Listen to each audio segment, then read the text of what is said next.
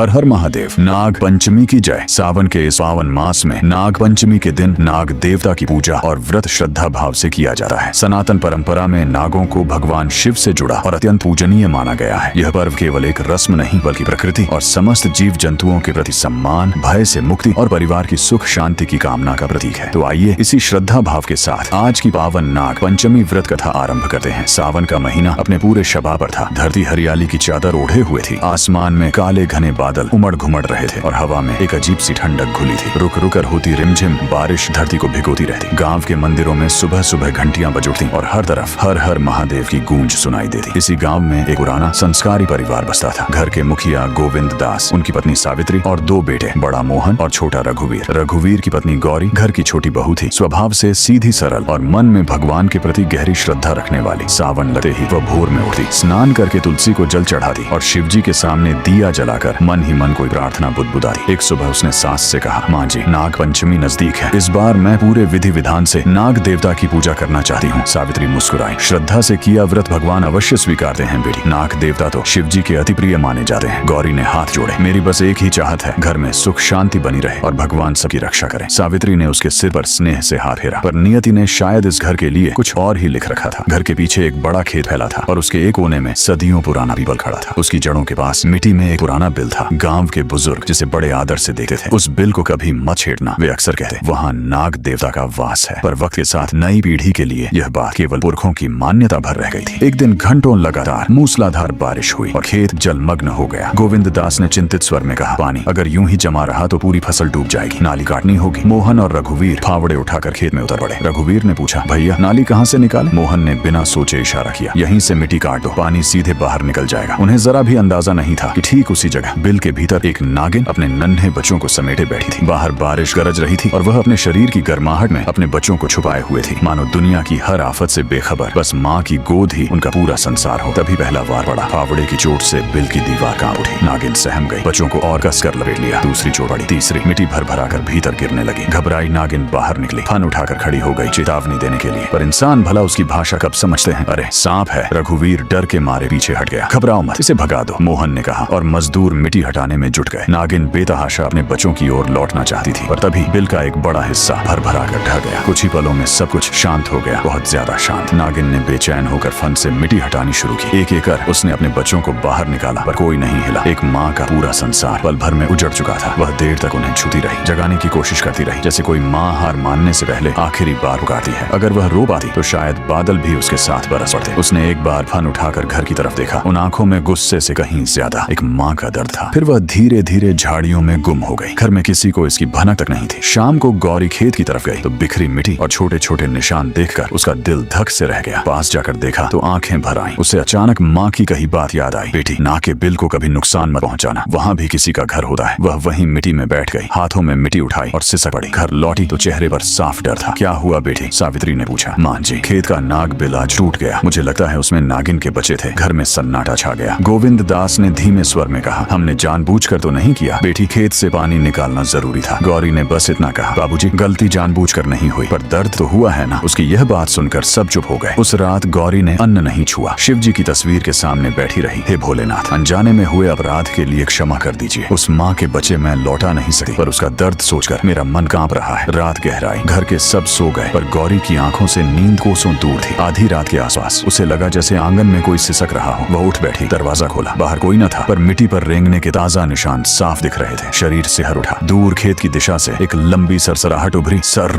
गौरी ने कांपते होंठों से एवं नमः शिवाय जपा। अगली सुबह घर पर पहली विपत्ति टूटी। मोहन खेत में काम करते करते चक्कर खाकर गिर पड़ा। रघुवीर उसे किसी तरह घर लाया। सावित्री की चीख निकल गई, मेरे बेटे को क्या हो गया? दूर खड़ी गौरी के मन में बार बार एक ही सवाल कौंध रहा था, क्या यह उसी उजड़ी माँ के दर्द की परछाई है? उसने हाथ जोड़कर प्रार्थना की, प्रभु अगर हमसे भूल हुई है तो मुझे रास्ता दिखाइए। मैं उस माँ से क्षमा मांगना चाहती हूँ। ठीक उसी समय गांव की बुजुर्ग जानकी दादी उनके घर आ पहुंची। मोहन को देखा, फिर गौरी के चेहरे को गौर से देखा। बेटी कुछ छुपा रही है तू? गौरी की आंखें छलक पड़ी और उसने पूरी बात कह सुनाई। दादी कुछ देर चुप रही, फिर बोली, किसी जीव का घर उजाड़ना छोटी बात नहीं होती बेटी, और जब वह जीव अपने बच्चे खो दे तो उसका दर्द कौन नाप सकता है। अब मैं क्या करूं दादी? नाग पंचमी नजदीक है। उस दिन सच्चे मन से व्रत रखना, शिवजी और नाग देवता की आराधना करना, पर सिर्फ पूजा मत करना। मन से अहंकार निकालना और उस माँ से क्षमा मांगना। मैं वचन देती हूँ दादी। उसी क्षण बादलों में बिजली कड़की और खेत की दिशा से फिर वही सरसराहट गूंजी। गूंजी। गौरी ने दूर झाड़ियों की ओर देखा। दो चमकती आंखें उसे ही ताक रही थी। वही नागिन थी जिसकी गोद उजड़ चुकी थी और जिसकी आंखों में अब सिर्फ दर्द नहीं, न्याय की मांग भी थी। नाग पंचमी अभी दूर थी, पर परिवार की असली परीक्षा शुरू हो चुकी थी। अगली सुबह आसमान बादलों से घिरा था। रात भर की बारिश से आंगन में पानी की महीन धाराएं बह रही थी। मोहन चारपाई पर लेटा था, आंखें बंद, माथे पर पसीने की बूंदें। सावित्री उसके सिर पर गीला कपड़ा रखते हुए बुदबुदा रही थी। हे भोलेनाथ, मेरे बेटे को ठीक कर दो। जानकी दादी ने संभलते हुए कहा, घबराओ मत, वैद्य को बुलाओ और डर के मारे कोई गलत कदम मत उठाना। रघुवीर तुरंत वैद्य बुलाने दौड़ा। एक कोने में बैठी गौरी हाथ में शिवजी की छोटी तस्वीर लिए बुदबुदा रही थी। महादेव, मैंने उस नागिन को उसके बच्चों के साथ देखा नहीं था, इसलिए उसकी पीड़ा समझ नहीं पाई थी, पर अब उस जगह को देखकर मेरा मन मुझे बार बार धिकार रहा है। उसके बच्चे मैं लौटा नहीं सकती, फिर उसके सामने किस मुंह से जाऊं? जानकी दादी उसके पास बैठ गई। पश्चाताप वही करता है बेटी जिसके भीतर दया अब भी जीवित हो। तेरी यह पीड़ा ही बदलाव की शुरुआत है। पर दादी, क्या नाग माता मुझे क्षमा करेगी? क्षमा मांगना अपने हाथ में है बेटी, क्षमा देना उसके मन पर निर्भर करता है। पर सच्चे पश्चाताप से भगवान का हृदय जरूर पिघलता है। तभी वैद्य आ पहुंचे। मोहन को देखकर बोले, शरीर में बहुत कमजोरी है, आराम चाहिए, औषधि देता हूँ। कोई बड़ा खतरा तो नहीं वैद्य जी? सावित्री ने घबरा कर पूछा। अभी कुछ कहना कठिन है, ध्यान रखिए, अकेला मत छोड़िए। गौरी का दिल और टूट गया। दोपहर में वह चुपचाप खेत की ओर निकल गई। वही पीपल, वही टूटा बिल, वही बिखरी मिट्टी। घुटनों के बल बैठकर उसने मिट्टी को छुआ। मुझे माफ कर दो, मैं तुम्हारे बच्चों को बचा नहीं पाई। मैं वहाँ थी भी नहीं, पर इस परिवार का हिस्सा हूँ, इसलिए तुम्हारे सामने सिर झुकाती हूँ। पीछे झाड़ियों में सरसराहट हुई। गौरी ने सिर उठाया। नागिन ठीक सामने खड़ी थी, बिल्कुल स्थिर। डर से कांपते हुए भी गौरी ने भागने के बजाय हाथ जोड़ लिए। नाग माता, मैं आपसे डरती हूँ, पर आज भागूंगी नहीं। आपके बच्चे खोए हैं, मैं आपकी पीड़ा का अंदाजा भी नहीं लगा सकती, पर माँ का दर्द समझती हूँ। अगर मेरे बच्चे को कोई मुझसे छीन ले तो शायद मैं जीते जी मर जाऊँ। नागिन की आंखों में कुछ चमका। गौरी का गला भर आया। आपके बच्चे मिट्टी तले दब गए और हम घर में बैठे रहे बेखबर। वह सिर झुका। नागिन धीरे धीरे आगे बढ़ी। नागिन धीरे धीरे आगे बढ़ी। गौरी ने आंखें भींच ली, पर नागिन ने कोई नुकसान नहीं पहुंचाया। वह टूटी मिट्टी के पास गई, फन से उस जगह को सहलाया, चारों ओर देखा, मानो आज भी बच्चों को खोज रही हो। गौरी का सीना फटने लगा। माँ आज भी अपने बच्चों को ढूंढ रही है। कुछ देर बाद नागिन ने एक बार गौरी की ओर देखा, फिर झाड़ियों में गुम हो गई। गौरी देर तक वहीं बैठी रही, मिट्टी माथे से लगाई। मैं तुम्हें भूलूंगी नहीं। घर लौटी तो आंखें लाल थीं। सारी बात सुनकर सावित्री भी रो पड़ी। हमने कितना बड़ा अनर्थ कर दिया। गोविंद दास ने सिर झुका लिया। अब वहाँ कोई मिट्टी नहीं खोदेगा। रघुवीर बोला, मैं आज ही उस जगह बांस की घेराबंदी करवा दूंगा। पर उसी रात एक और संकट आया। गाय अचानक बुरी तरह रंभाने लगी। सावित्री बाहर दौड़ी। आंगन के कोने में एक नन्हा सांप पड़ा था। रघुवीर डंडा लेकर बढ़ा, पर गौरी ने उसका हाथ थाम लिया। नहीं, इसे मत मारो, रास्ता दे दो। जानकी दादी ने भी समर्थन किया। डर के कारण हिंसा करना धर्म नहीं है। थोड़ी देर में वह सांप दीवार के छेद से निकल गया। गौरी ने राहत की सांस ली। मन ही मन सोचा, कहीं ये उसी नागिन का बच्चा तो नहीं, पर तुरंत खुद को रोका। ये केवल कल्पना है। अगले दिन जानकी दादी ने समझाया, व्रत सिर्फ भूखा रहने का नाम नहीं बेटी। मन में क्रोध न रखना, जीवों पर दया रखना और अपनी भूल स्वीकारना भी व्रत का हिस्सा है। गौरी ने वचन दिया। उस रात पूरा घर सो चुका था, पर गौरी को फिर वही आवाज सुनाई दी। इस बार खेत की दिशा से। खिड़की से देखा तो नागबिल के पास एक परछाई दिखी। नागिन बैठी थी और उसके सामने मिट्टी पर एक छोटा फूल पड़ा था। गौरी हैरान रह गई कि वह फूल वहाँ कैसे आया। वह धीरे से बाहर निकली, पर जैसे ही खेत की ओर बढ़ी, नागिन ने फन उठा लिया। गौरी वहीं रुक गई, हाथ जोड़े। नाग माता, मैं लड़ने नहीं, क्षमा मांगने आई हूँ। नागिन ने कुछ पल उसे निहारा, फिर सिर उस मिट्टी की ओर झुका दिया जहाँ उसके बच्चे दबे थे। गौरी की आंखें भर आईं। उसे समझ आया कि जिसे इंसान महज मिट्टी समझते हैं, वही जगह किसी माँ के लिए उसके बच्चे की आखिरी याद हो सकती है। उसने प्रण लिया, तुम्हारे बच्चों को लौटा नहीं सकती, पर तुम्हारा घर अब कोई नहीं उजाड़ेगा, यह मेरा वचन है। नागिन पीछे हट गई, पर जाते जाते एक बार फिर पलट कर देखा। उस नजर में गुस्से से ज्यादा दर्द था। सावन की बारिश थमने का नाम नहीं ले रही थी। उस सुबह गौरी ने शिवजी के सामने दिया जलाया। हे भोलेनाथ, अब मेरे मन में बस एक ही इच्छा है, जिस माँ की गोद उजड़ी उसके हृदय को शांति मिले। सावित्री ने पीछे से सुना और उसके सिर पर हाथ रखा। बेटी, जो हो गया वो बदला नहीं जा सकता। अब अपने कर्मों से उस भूल को सुधार। गौरी ने नाग पंचमी व्रत का संकल्प लिया। पूजा करेगी, दिया जलाएगी और किसी जीव को बिना कारण कष्ट नहीं देगी। जानकी दादी ने समझाया, पूजा श्रद्धा से करना बेटी, किसी जीव को पकड़ना या सताना पूजा नहीं है। उसी शाम मोहन की हालत फिर बिगड़ गई। खेत से लौटे हुए रास्ते में ही बैठ गया। रघुवीर उसे संभाल कर घर लाया। सावित्री फिर घबरा गई। फिर से वही हालत। वैद्य आए, औषधि दी, आराम की सलाह दी। गौरी चुपचाप खड़ी सोचती रही, क्या हमारे अपराध का असर अभी खत्म नहीं हुआ? रात में अकेली शिवजी के सामने बैठी वह बुदबुदाई, महादेव, अगर यह हमारे कर्मों की परीक्षा है तो मुझे रास्ता दिखाइए। तभी हवा तेज हुई, दिए की लौ कांपी और गौरी के मन में एक बात कौन थी, जिस माँ का घर उजाड़ा है उसके रहने की जगह सुरक्षित करो। अगली सुबह पूरे परिवार ने मिलकर खेत के चारों ओर बांस की मजबूत घेराबंदी की। गोविंद दास बोले, आज से यह जगह किसी काम में नहीं आएगी। कमजोरी के बावजूद मोहन भी वहाँ पहुँचा। जिस गलती में मैं शामिल था उसे सुधार मरने में मेरा भी हिस्सा हो। गौरी की आंखें भर आईं। तभी झाड़ियों से सरसराहट हुई। नागिन अपने एक बचे हुए बच्चे के साथ खड़ी थी। गोविंद दास ने हाथ जोड़े। नाग माता, अब यह स्थान आपका है, हम इसे नहीं छेड़ेंगे। नागिन धीरे धीरे पीछे हट गई। गौरी ने मन ही मन कहा, तुम्हारा एक बचा तो बचा है, भगवान उसे सुरक्षित रखे। धीरे धीरे नाग पंचमी नजदीक आई। गांव में तैयारियां शुरू हो गईं। मंदिर सज उठे। महिलाएं व्रत की तैयारियों में जुट गईं। पर गौरी के लिए यह दिन उत्सव से बढ़कर प्रायश्चित का दिन था। एक रात पहले उसने सास से कहा, माँ जी, कल मैं पूरे दिन भगवान का स्मरण करूंगी। सावित्री ने चिंता जताई तो गौरी मुस्कुराई, मेरे मन में इतनी पीड़ा है कि भूख का एहसास ही नहीं होगा। उस रात नींद कोसों दूर रही। बार बार वही दृश्य आंखों के सामने घूमता। मिट्टी में दबे नन्हे बच्चे, पास बैठी नागिन और उसकी असहाय आंखें। गौरी सिसकते हुए बोली, नाग माता, तुम्हारे बच्चे लौटा नहीं सके। काश मुझे पहले पता होता कि वहाँ तुम्हारा घर है। काश मैंने अपनों को रोक लिया होता। फिर शिवजी की तस्वीर की ओर देखकर बोली, प्रभु मुझे इतनी शक्ति देना कि मैं अपनी भूल से भागूं नहीं। तभी बाहर जोर की आवाज आई। धड़ाम। आंगन में अनाज का बर्तन गिरा था और पास से एक छोटा सांप तेजी से दीवार की ओर रेंग रहा था। रघुवीर डंडा उठाकर बढ़ा पर गौरी ने हाथ थाम लिया। नहीं गौरी, अगर यह किसी को काट ले तो मारना जरूरी नहीं, घर खाली कर देंगे, इसे निकल जाने देंगे। जानकी दादी ने समर्थन किया, सावधानी जरूरी है, पर बिना कारण किसी जीव को मारना समाधान नहीं। कुछ ही देर में वह सांप दीवार के एक छेद से निकल गया। गौरी ने राहत की सांस ली। आज मैंने डर पर दया को